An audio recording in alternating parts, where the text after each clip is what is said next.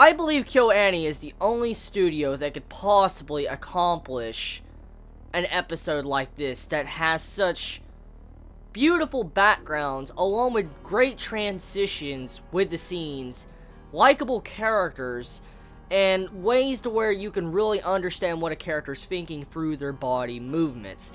I feel like KyoAni is like one of the only few studios that have the talent to actually do something like this and turn a standard slice of life episode's theme, for instance a festival themed episode, into something that really can make you entertained. Because let's face it, if KyoAni didn't put some really good camera angles to some great character movements along with the way the backgrounds were done in the beautiful animation, I don't feel like this episode would have been as good, along with the likable personalities of the characters. Because this episode, with the main structure, like the writing on paper, the episode's a festival episode, along with two girls traveling up a mountain to confess their love, kind of. And that's what this episode was. And on paper, it's nothing extravagant and exciting that you can just, you know, jump head over heels and say, holy fucking shit, this is amazing, 10 out of 10.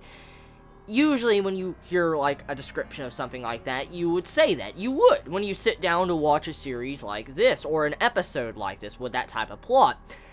But I feel like the way KyoAni has kind of mastered the art style of Moe, along with how they've learned to use their backgrounds a lot more effectively since their time these past couple years, they've truly grown as a studio. I've noticed over the years since they've been making a lot more anime recently, and they constantly do these beautiful production works along with, you know, the Moe style they use.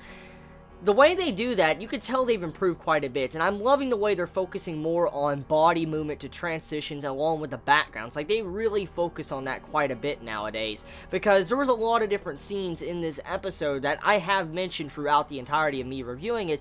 There's certain individual scenes when it comes to backgrounds that are just so damn beautiful.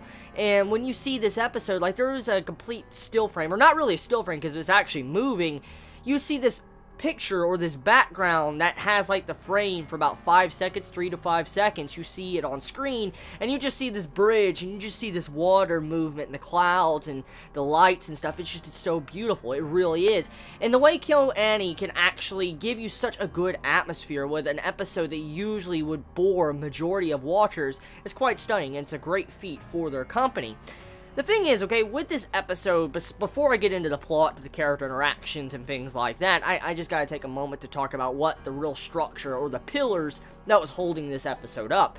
The transitions of this episode, when it went to one scene to another, especially with Kumiko in this episode, I felt like those were one of the biggest highlights of the episode. Like, that was definitely the highlights, with the transitions between the characters, along with the way the body movements were done, especially with Kumiko and alongside of Reina at the end of the episode. The movements really gave life to the characters and added an entirely different life to what this episode was. And I have noticed it in the past couple episodes of Hibike, but I really noticed it when I sat down and watched this episode. Like, out of all the episodes, I think, so far from Hibike, this was probably the best production value, according to, when it comes to animation quality, to the art style, to the personalities, to fleshing out the personalities, along with the transitions, to the music. The usage of music definitely was a great spotlight in this episode, especially at the ending scene, when you see them just playing their instruments, and you just see the ending song, credits playing over.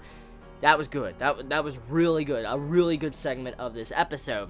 One body movement I do need to point out is the Kumiko Reina scene, to where she puts her finger right here and like goes down her nose. That right there, oh my god.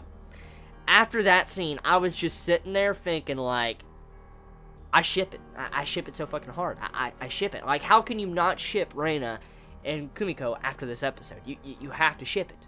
That Yuri love, you have to ship it, because after that, holy shit, it was just so beautiful. I love that little effect in that scene. I don't know if anyone else cares much, but I personally love that little effect that KyoAni added on to that scene, where when you saw the lip move when Reina put her finger down, you saw that like lip jiggle a little bit. I like that. I love that so much. Like, I love that little added effect to the movement of the character Kumiko when that happened in this episode. Definitely a shining gem of the episode, personally to me, because that was a little effect that really just makes that scene so much more grasping, or it just grips you, and it makes you want to continue watching the episode.